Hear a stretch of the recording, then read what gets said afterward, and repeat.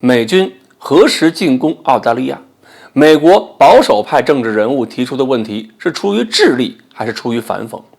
美国的智商会如何祸害中国？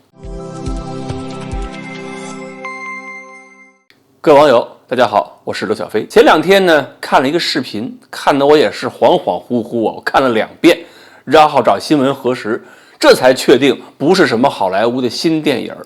那么这个视频呢，来自美国，一个黑人女性在一个新闻节目上侃侃而谈，攻击了某国的人权问题、独裁统治，说是为了疫情，人们出门必须要戴口罩，去哪儿都要刷健康码，不打疫苗就没法回到这个专制警察国家，这个国家堪比希特勒。这口吻呢，听着都很熟悉。而且呢，一般美国政治节目政客说这些词儿，不是攻击某个不听话的中东国家，就是攻击朝鲜或者中国。继续听下去，我听他嘴里说的这个国家不是中国，是澳大利亚，而且他还公开质疑说澳大利亚政府到底比塔利班好在哪儿了。然后呢，这名黑人女性拿出一个解决对策，为了崇高的事业，为了传播民主，要让美国和澳大利亚干上一仗，来解放被压迫的澳大利亚人民。他发出的呐喊是：我们什么时候才能出兵澳大利亚，解放受压迫的苦难人民？我们什么时候才能投入数万亿美元，在澳大利亚传播民主？所以刚一听这些话的时候，我都觉着这好像是反讽。这些词汇从一个美国的电视节目一个评论人员嘴里说出来，而且他要进攻的对象居然是美国最忠诚的澳大利亚这么一个盟友。所以我开始的时候怀疑啊，这到底是不是真实事件，是不是好莱坞电影，甚至会不会是什么平行宇宙的故事。等我确信这个事情不是电影之后，我还怀疑过这到底是不是这个人在反讽。然后在查完这个人背景资料，我才发现这个人不是反讽，他说的居然都是真心话。后来一想，我也不奇怪了，前一段时间美国媒体的重点打击对象呢，还是以色列呢。因为当时民主党要打击美国国内支持特朗普的势力，所以呢就挑了一个穆斯林议员挑头，把以色列的人权问题也打了一遍。所以呢，如果说这是一个美国普通人说出这些话，倒也不稀奇，毕竟是几亿人口里什么人都会有。但是这位黑人女性呢，也算是这2年比较出名的政治人物，叫做坎迪斯·欧文。上次美国黑人弗洛伊德被警察跪压致死那回事呢，引起了全美国的这个黑命贵运动。而就这位欧文也说了，被压死的黑人呢算不得英雄，理由是这个弗洛伊德曾经是多次入狱，是个惯犯，抢劫的时候呢还打伤过一个孕妇，这种人怎么能当英雄？然后特朗普还马上转发了欧文的视频。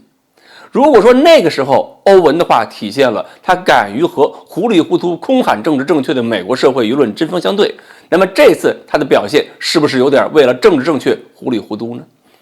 再往后我看了一个美国的文章，才发现欧文不是糊里糊涂，是因为他的这些话在美国实在是太有政治基础了。有一位全美电台的主持人和专栏作家叫丹尼斯·普拉格，他和欧文的态度比较近似，也是偏右的，认为数以千万计的美国人目前很轻松地接受了对他们自由，甚至包括谋生的自由做出的非理性的违宪的前所未有的警察国家式的限制。那么这位哥们儿骂的就是拜登政府。他说有一半美国人害怕在所有大学、电影制片厂、大公司，甚至在每一个工作场所说出自己的想法。教授们一旦说话冒犯了所谓的左派，有终身教职的会被担心被排斥，没有终身教职的会被担心被解雇。如果有人因为与黑命贵的观点不同，就会被社会排斥，会被公开羞辱，甚至被单位开除。因为这个群体啊，说美国社会历来是仇恨美国、仇恨白人，但是很少有美国人会仗义直言了。可见这个作者呢，多少有点白人至上主义的。那么他说，美国现在表达政治观点还需要交头接耳、窃窃私语，不敢公开说。加拿大、澳大利亚还有美国，有些地方甚至鼓励老百姓向政府告密，举报一些不同政见者。他觉得《纽约时报》、《华盛顿邮报》、《洛杉矶时报》几乎所有的报纸，还有 CNN、ABC、CBS、NBC 所有电视媒体，再加上从好莱坞到幼儿园所有的学校，都在给至少一半的美国人洗脑。当然他指的还是民主党那一半。所以呢，我们以后明白一点，之所以欧文还有这个电视主持人会有这么激烈的态度，也是因为美国的内斗越来越激烈了，甚至以后会表现得越来越荒谬。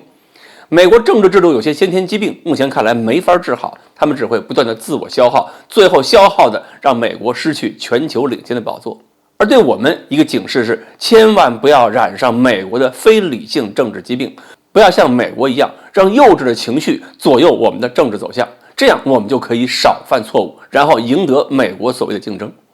只不过呢，在这个阶段我们也必须担心，美国国内这种政治斗争啊，一定会试图转加国内的矛盾，一定会找一个共同敌人，让国内的两派人士消除分歧，共同对外。所以不管是总统还是别的政客，将来一段时间肯定还会继续把中国放在嘴边，当作敌人来说。所以呢，我们现在更有必要去学会转移焦点，利用分化手段，让美国的矛盾留在美国内部，让美国去战胜美国。好，关于美国现在出现的一些极端政治观点，今天呢我们就了解到这里，欢迎大家继续关注我们的栏目，我们下期再说。